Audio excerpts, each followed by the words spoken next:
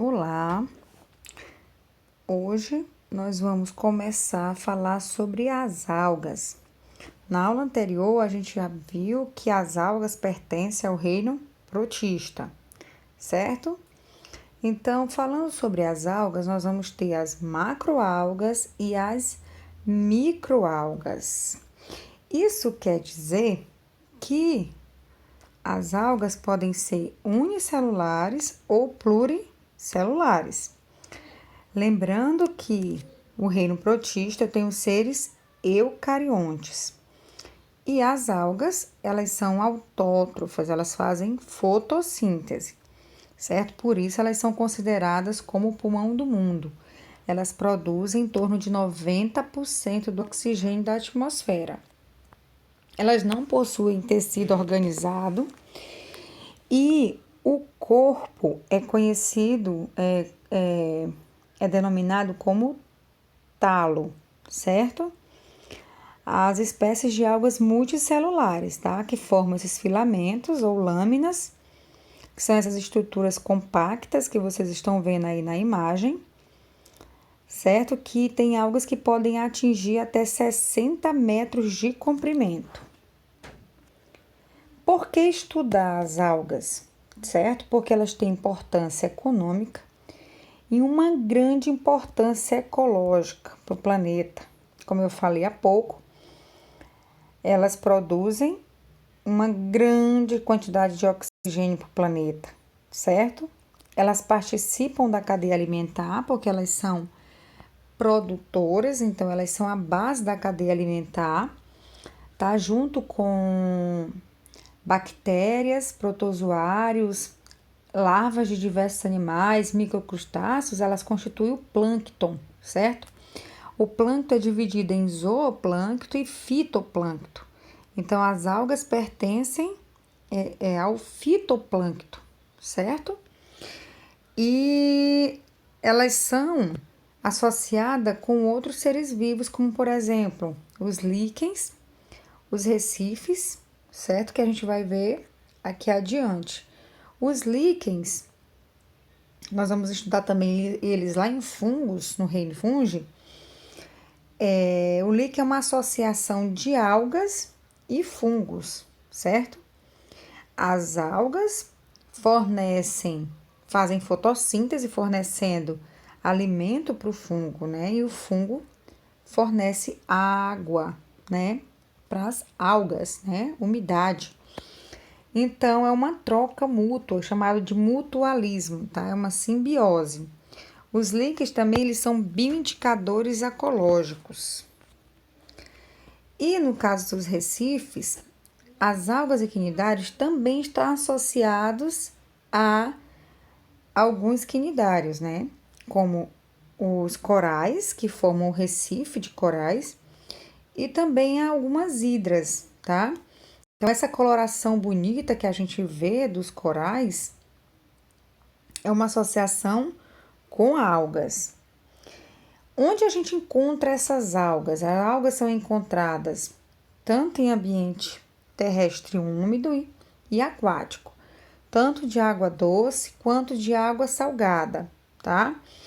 Então, as algas que ficam no fitoplâncton, né? As algas que ficam flutuando, sendo levadas pela maré, são chamadas de fitoplâncton. As algas que ficam fixas no solo, certo? No fundo do mar, são chamadas de fitobentos. São os bentônicos, né? E essas que ficam parecendo uma pastagem, né? Elas são a base da cadeia alimentar para vários animais, né? Como peixes, tartarugas. Então, nós vamos estudar os principais grupos de algas, tanto as macroalgas quanto as microalgas. Então, lembrando que as algas, elas têm cloroplastos, certo? Esses cloroplastos que vão ser responsáveis pela realização da fotossíntese, eles têm clorofila. Então, a gente está acostumado só a falar da cor verde, né? Mas nós vamos estudar aqui as algas verdes, marrons, as chamadas de pardas e as vermelhas. Isso por quê? Porque dentro do cloroplasto nós temos também outros pigmentos, certo? Além da clorofila, como as xantofilas, o caroteno, que também vão atuar na fotossíntese, certo? Que é um dos critérios para classificar as algas, né, através desses pigmentos. Então, vamos começar a estudar as clorofícias, são as macroalgas, algas pluricelulares, que também existem espécies unicelulares.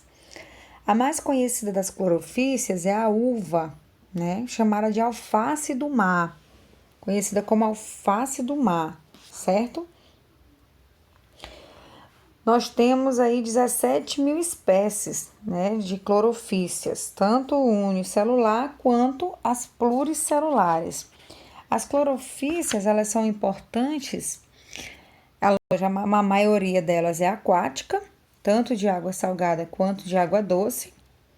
Também tem as espécies terrestres, que vivem em ambiente úmido, como em barranco, os troncos de árvore, em florestas, até inclusive nas superfícies da neve, né? A gente acha essas espécies de algas.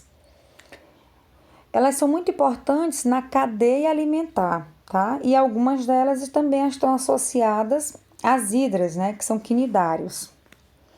As feofícias são as algas pardas, ou chamadas de marrons, né? Que são aquelas que a gente vê desde bem pequenas até 60 metros de comprimento, né? As mais conhecidas são as algas pardas gigantes, que são as kelps. Essa que vocês estão vendo aqui na imagem é o sargaço, né? Inclusive, tem um local que foi batizado como o Mar do Sargaço, né? Pela grande quantidade dessas algas. As feofícias, elas são muito utilizadas na alimentação, tá? Não só na alimentação, mas elas também são utilizadas como estabilizantes, certo? E elas têm dois pigmentos importantes, que é a clorofila, né? E a fucoxantina, que é que dá cor a elas, né? Essa cor marrom. O terceiro grupo de algas são as rodofícias. As rodofícias são as algas vermelhas. As algas vermelhas, elas são muito diversificadas, são muito bonitas. A maioria é multicelular e pluricelular. Elas são muito abundantes nos mares tropicais, mas também ocorrem em água doce, tá? Podem ser encontradas em troncos de árvores, superfícies úmidas. E essa cor vermelha é em decorrência de pigmentos lá no cloroplasto, que é a ficoeritrina e a ficocianina, que varia desde o vermelho ao roxo escuro até quase preto, certo? Bom, então continuando falando aqui da importância econômica das algas, diversas algas elas são comestíveis. As mais utilizadas como alimentos são as pardas, né? Como eu falei, as feofícias. As vermelhas e as verdes também são apreciadas, né? Principalmente pelos povos orientais. Uma alga parda muito consumida no Japão é a laminária japônica, conhecida como kombu. Por quê? Porque ela é rica em sódio e ela acentua o sabor dos alimentos. Outras algas também, como as vermelhas, do gênero Porphyra, depois de seca e prensadas, elas são usadas para preparação de sushi, né, como está aí mostrando sushi na imagem, e de outros pratos da culinária japonesa. As algas, elas são ricas em vitaminas, minerais, polissacarídeos, tá? Elas também são utilizadas na indústria farmacêutica e principalmente também na indústria de cosméticos. A gente vê muito em produtos de cosmético, produto X à base de algas, sabonete, né? Hidratante, shampoo e vários outros, tá? Outra importância também é que eles são usados, principalmente uma substância que tem na parede celular das algas é chamado de alginato.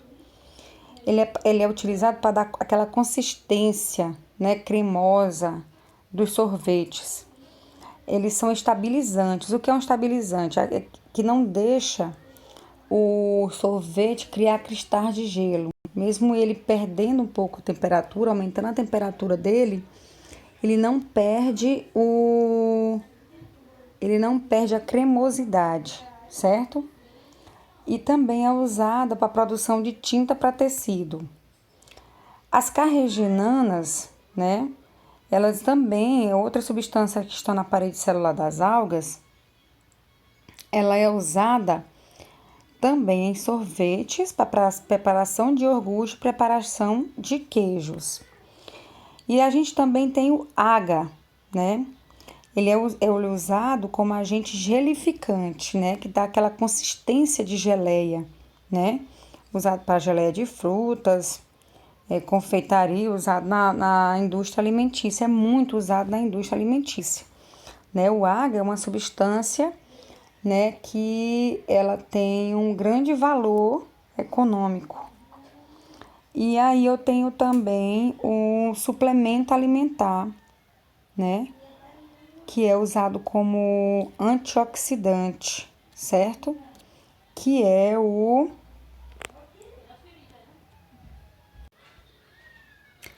beta-caroteno, tá? E voltando aqui na imagem anterior, a gente tem, né, aqui uma placa de Petri.